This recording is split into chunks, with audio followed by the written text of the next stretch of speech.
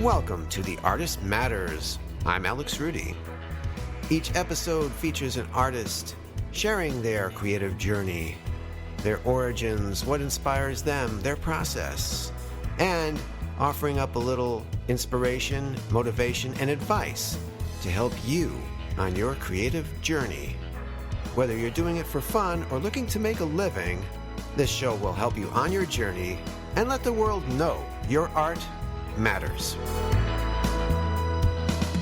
Hello, one and all. Welcome to The Artist Matters. I'm your host, Alex Rudy. Welcome to November. Hope your October was good. And let's begin anew with November. And, well, this is going to be a little different. I usually have strictly people who are artists. But today's guest is someone I graduated with from high school.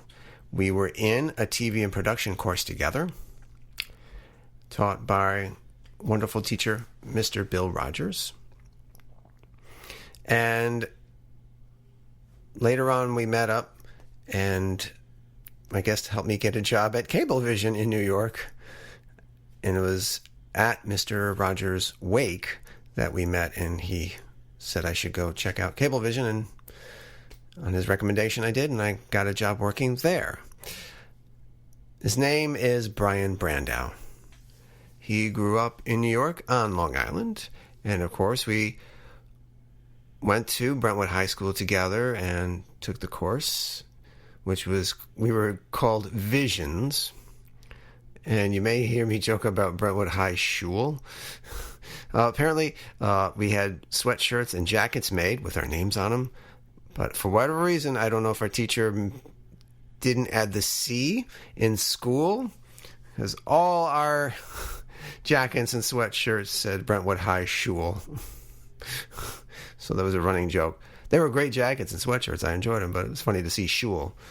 It wasn't a Jewish school, I'm telling you right now. But anyway, so Brian went on and started working and earning money. And what he's going to talk about in this episode mainly is personal finance. May not be the usual thing I talk about in my podcast, but I think it's very important for us artists, especially the ones that are trying to make this a career, to know about personal finance and how, if you're not paying attention to what you're doing, you can dig yourself into a financial hole that is very hard to get out of. Brian did that. He was living by YOLO. YOLO. You only live once. Spending money here, spending money there. Oh, let's just charge it to a credit card. Just do this. He got married, started a family, and just continued. They weren't really paying attention to their finances. Spending money here, the consumer debt kept growing until in June of 2010, he realized they'd hit rock bottom and they were $109,000 in the hole. That's right. They owed that much in just consumer debt. So that was a big wake-up call, and they buckled down, and as a family, they worked at it and figured out a way through books, courses, just learning information, going to other people online and see how they did it. And within 4 years, 2014, they paid it all off. 50 months, 2 months ahead of schedule. And of course, it's a great thing.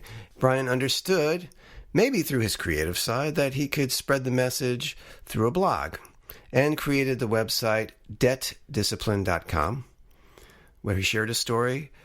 Well, we went through the struggles and how he got through the debt. He even had spreadsheets, examples of what happened, and it's a really helpful site and let you know that if he can do it, you can do it. It's not just getting yourself out of the debt, it's also building wealth after that. Because you can. There are ways to invest without it getting too scary. And I've been on a little journey myself, wanting to get out of the debt. I'm not really in a hole, but it's out there, and I want to get rid of it. And my goal is about the same amount of time, 4 or 5 years, to get rid of it myself. And this conversation proved very helpful. And I know you may scoff your nose, but it's very important to talk about money. We use it all the time. Every artist I've interviewed on this podcast uses it. Some of them get paid for their art. Some of them are doing it for fun. But it's important to know money coming in, where it's going, how you're spending it, how you're investing it, and making sure you're not blowing it all completely. So yeah, artists, we need to be aware of where our money's going, how we're spending it, if we're investing in our business and in ourselves. And you'll get a lot out of this conversation with Brian. If he, anything he could do to prevent you from getting into that much debt, he's going to help everyone with that. So with a creative way, through his blog, and much, much more. So let's get into this and enjoy my chat with Brain Brandow.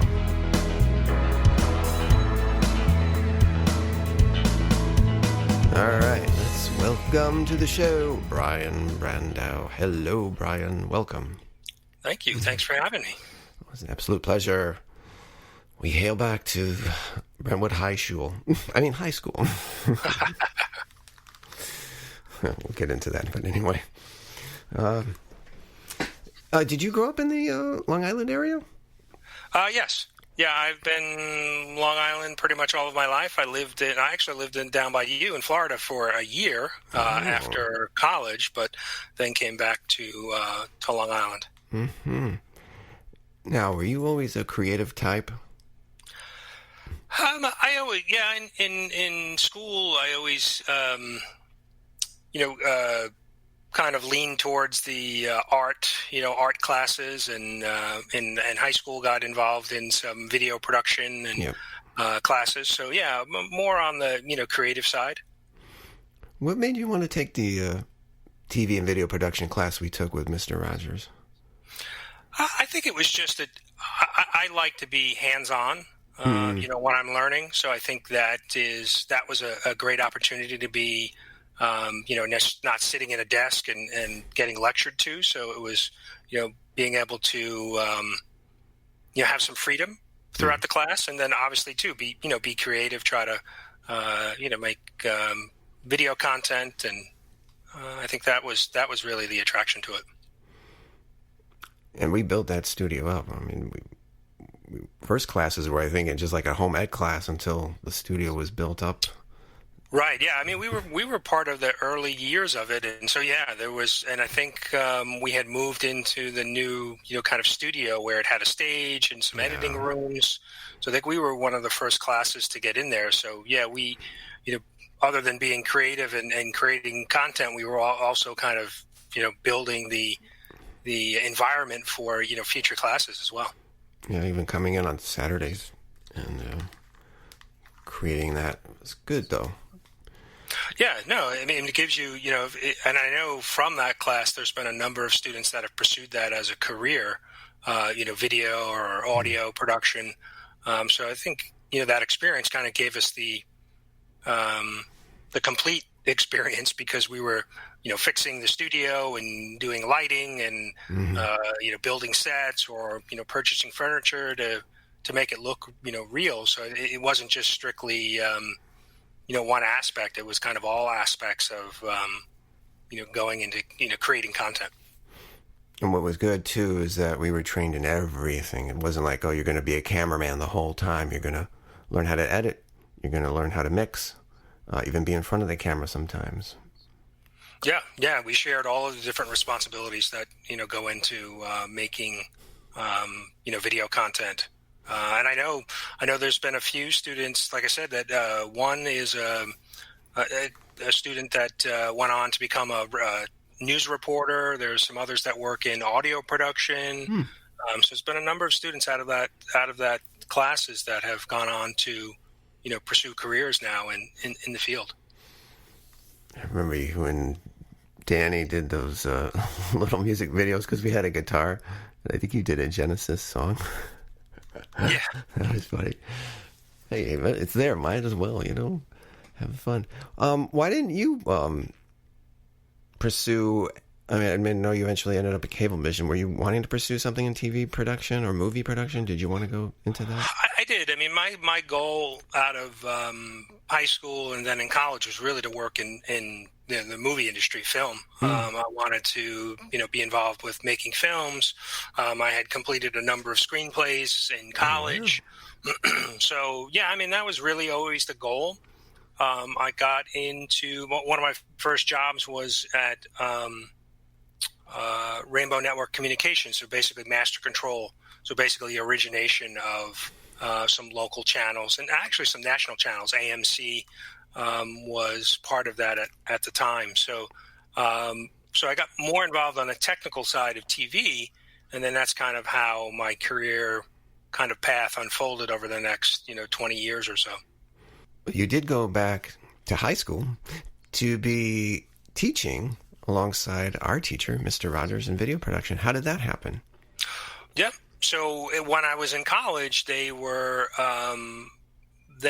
opened up a teaching assistant position within the video class that we had attended when we were in high school, and so I forget the details of how they contacted me or made me aware of it, but so I went back and taught with Mr. Rogers as his assistant for 2 years. It was actually a total of 3, but there was a gap year in between. I was there for 2, off for 1, and then back for a 3rd. And that was a great experience because, again, it was the same environment that we had had in high school when we were students, but now it was just on the other side, helping students produce content and helping them learn about all of the aspects of video production. And you had it in you to be able to teach students. You felt, I could do this. I could. Yeah, I think it was because of the background and having been through the class and had with Mr. Rogers. So now working with him was a pretty easy transition, and I like being able to teach others, transfer knowledge, things that I was familiar with, to be able to help them with that. And actually, in the 3rd year, I actually took the class over full time. Mr. Rogers was actually out. He had a health issue, and so he was out for a few months. And then I basically became the full-time teacher for 3 or 4 months. So that was and I was probably 22 at the time, so very very young, and dealing with 17 and 18-year-old students. But I think it was good because I was similar, close in age, that they worked with me and knew I wouldn't have, all the experience that Mr. Rogers did for, he was teaching a lot longer. So, but it was a good experience. It was good to be able to, take on that responsibility and help keep the class going until he was back. Did you get help? Did anybody? I did not. I know I didn't have an assistant. They kind of just threw me in. I guess it was an easy way, instead of bringing in a substitute or some other permanent teacher, while he was at it, it was kind of, I knew the curriculum and I knew what was, how the classes were structured. So I guess it was an easy transition. I was a little bit of a deer in the headlights, early on the first week or so, because, going from just really assisting to now running it full time, it was a bit of a transition, but it worked out.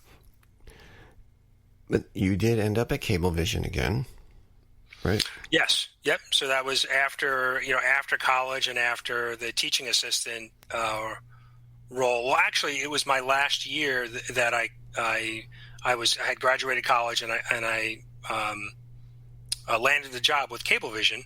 I was working like 4 to 12. The mid shift at Cablevision. I was teaching during the day, so I was working from 7 in the morning till 12 at midnight. I would go into the high school, work 7 to 3, leave that, and then drive into the Cablevision job from 4 to 12. So, I didn't. I was already teaching the teaching assistant job when I was offered the position at Cablevision. So I took the position at Cablevision, but I didn't want to leave. I didn't want to leave mid-school year for Mr. Rogers, because that would have kind of messed him up. So I worked double shifts for, I forget, it was probably, actually it was early in the school year, because I got hired in October at Cablevision. So oh my God. October through June I was working the 2 jobs. Wow. Yeah, that was an interesting experience, but I didn't want to leave. I didn't want to leave the day